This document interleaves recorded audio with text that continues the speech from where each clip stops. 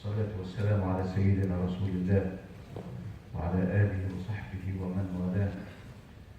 أما بعد، سيادة القائد سليمان، قادة الكلية، الإخوة الحضور، السلام عليكم ورحمة الله وبركاته.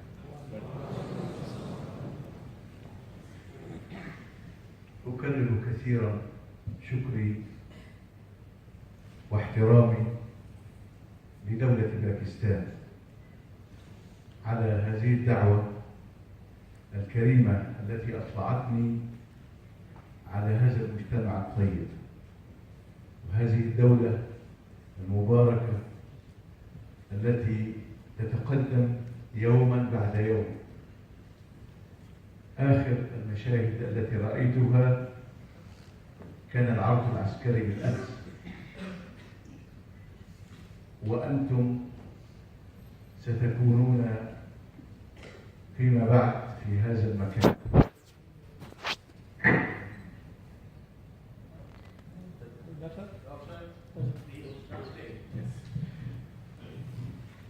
सबसे पहले मैं इस मुबारक दावत के ऊपर आपका शुक्रिया अदा करता हूँ। आपने मुझे इज्जत दी, आनर दी और बिलखुसूस इस कॉलेज के ज़िम्मेदारान अफराद का और इस मुअस्सस इज्तिमा का जो आज मेरे सामने मौजूद है। मुझे इजाज़त दें मैं ये बात करूँ कि पाकिस्तान तरक्की कर रहा है और बिलखुसूस ये चेहरे मुझे बता रहे हैं कि आने वाले दिनों में इंतहाई तरक्की याफ्ता रास्तों पे कामयाब होंगे।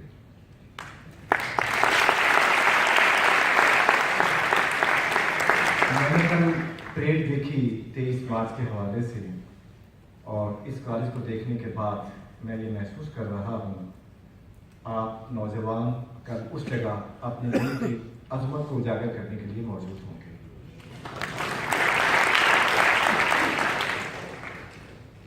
لكنني وأنا مع أبنائي هنا أريد أن أطرح سؤالا، وهو كيف كان رسول الله صلى الله عليه وسلم يقضي يوما؟ मैं यहाँ एक सवाल उठाना चाहता हूँ कि हुजूर अकरम सल्लल्लाहु अलैहि वसल्लम अपना दिन कैसा गुजारा करते थे। كان يستيقظ قبل صلاة الفجر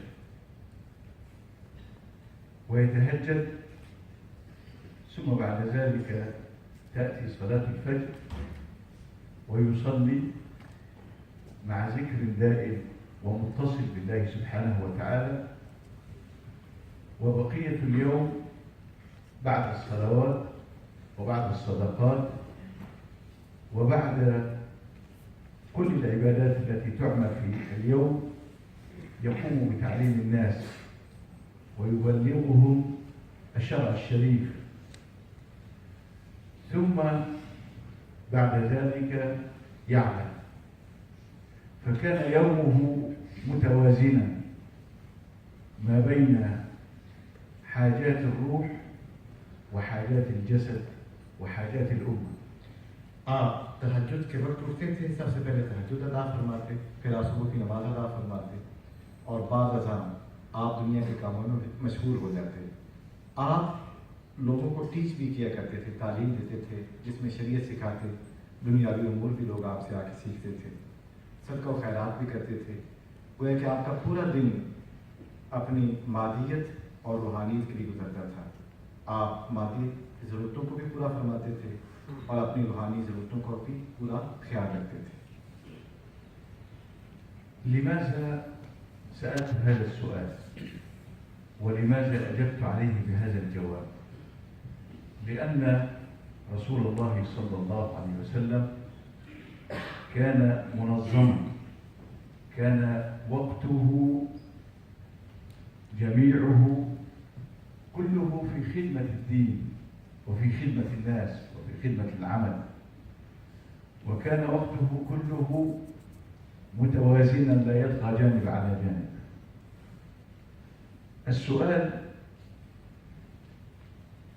كيف كان يستقبل الصحابة رضوان الله عليهم الرسول الكريم وهو يعلمه، كانوا يستقبلونه وقت التعليم بأسلوب مبجل معظم، فكانوا لا يرفعون عنده صوتا ولا يحاولون أن يقللوا من شأن أحد يعلمهم حتى ولو كان صحابيا يعني مثله.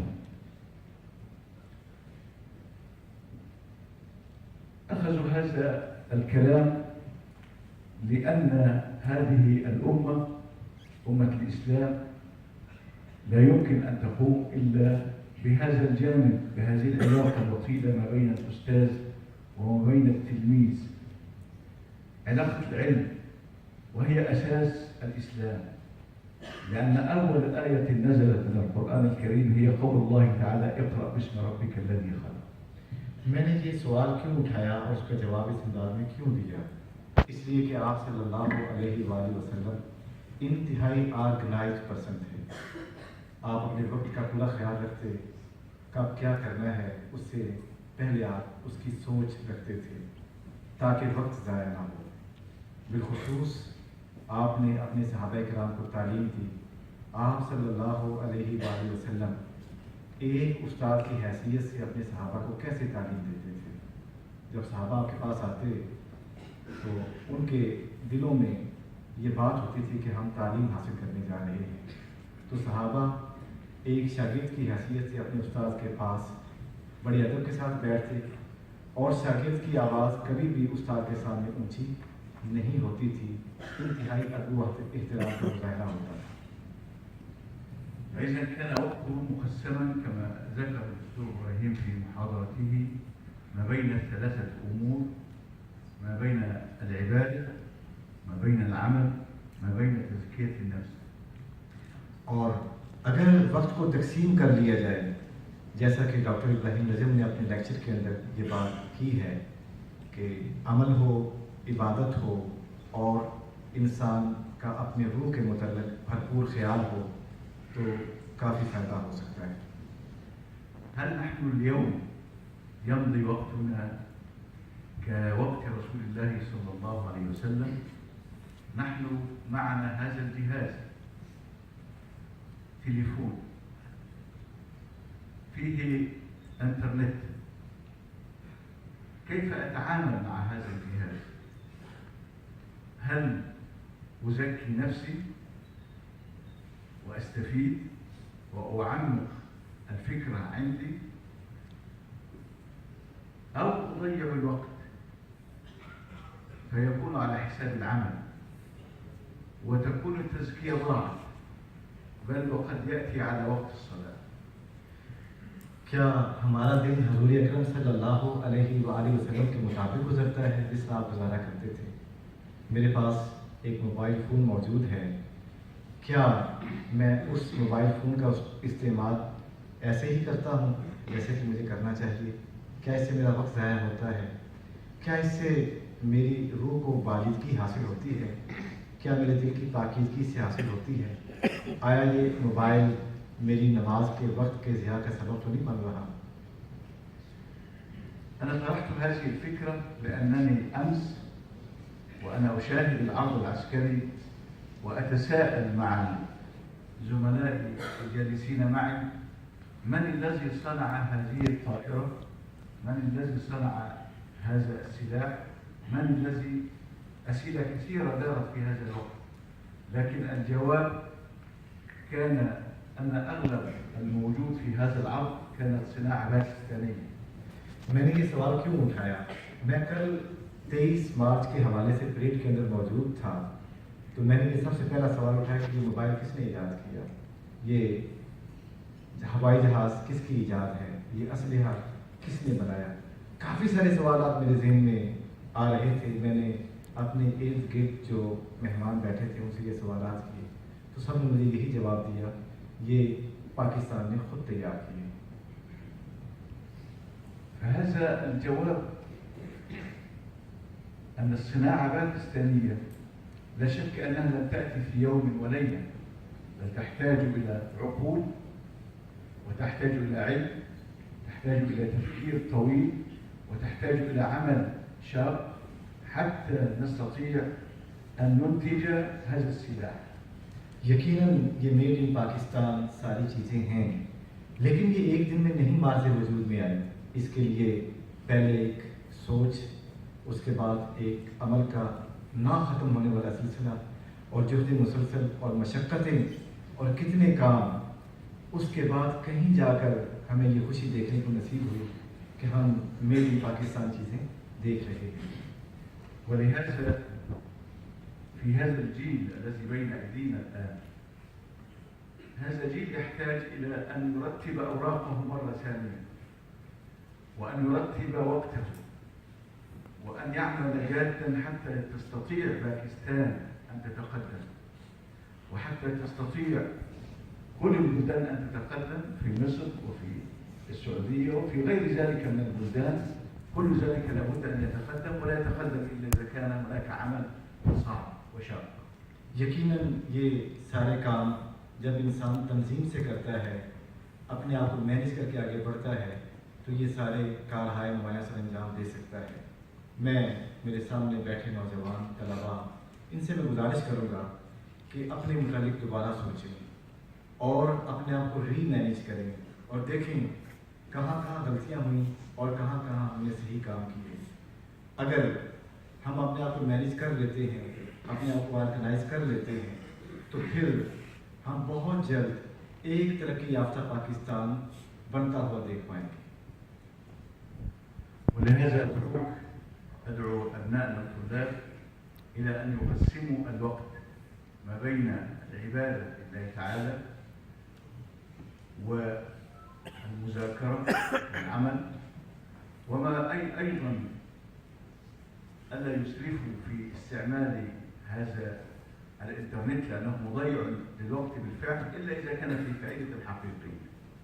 इसलिए मैं अपने तालिब इल्म बच्चों से ये कहना चाहूँगा कि अपने औकात को तकसीम करें, इबादत के लिए, काम के लिए, सोच के लिए, हत्ता के इंटरनेट और मोबाइल के इस्तेमाल के लिए वक्त को ख़ास करें, ताकि ये मोबाइल और इस किस्म के जो ज़राए नशो इशात हैं वो हमारे वक्त के ज़िया का सबब न बने, बल्कि ये चीज़ें हमारी तरक्की का बायस बने।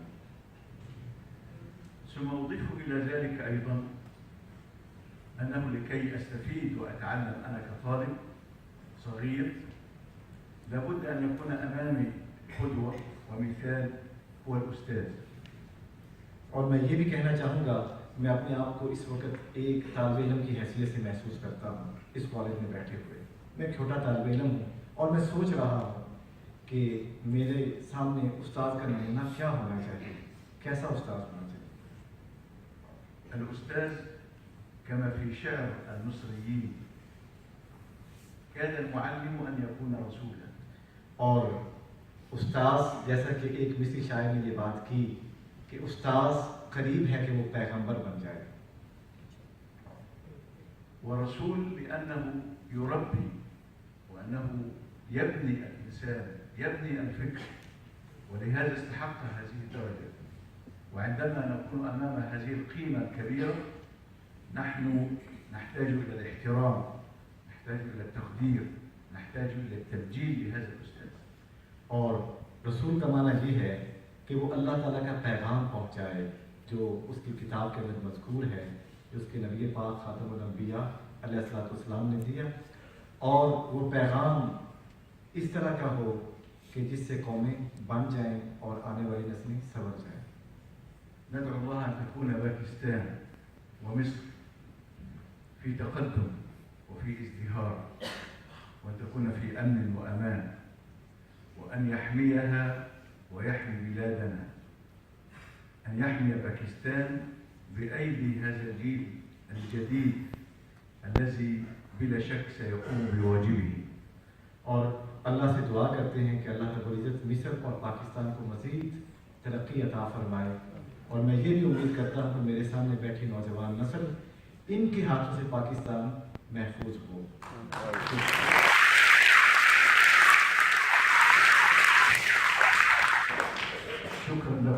والسلام عليكم ورحمة الله. बहुत शुक्रिया और अल्लाह ताला की सलामती हो और आप पर रहमतें हो।